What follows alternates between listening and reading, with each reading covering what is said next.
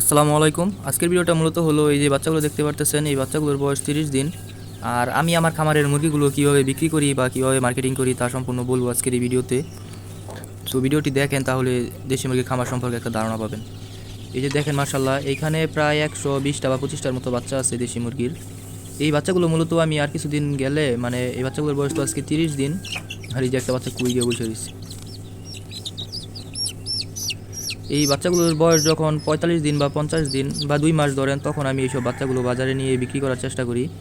আমি নিজেই বাজারে নিয়ে যাই, বিক্রি করি।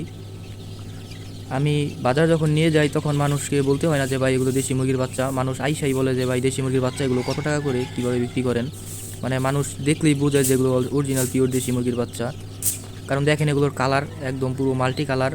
আপনারা যারাই খামার দেওয়ার চিন্তা ভাবনা করবেন বা খামার দিবেন ভাবতেছেন, কালারের দিকে একটু ফোকাস দিয়েন। মানে এক কালার মুরগি যাতে না হয়, বিভিন্ন কালারের মুরগি হলে তাহলে বাচ্চা এরকম মাল্টি কালার হবে, তাহলে বিক্রি করতে খুবই সুবিধা হবে।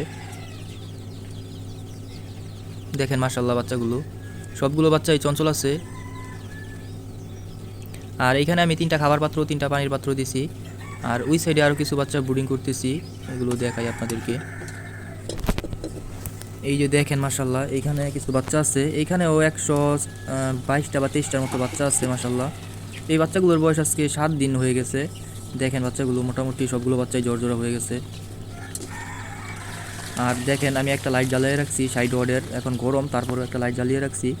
কারণ বাচ্চাগুলো তো ছোটো, ওই বাচ্চাগুলো 10 দিন হয়ে গেলে তখন দিনের বেলা লাইট অফ করে দেবো। ব্রুডিং যত সুন্দর হবে বাচ্চার কোয়ালিটি তত ভালো হবে। সো আজকের ভিডিওটা এই পর্যন্ত, সবাই ভালো থাকবেন।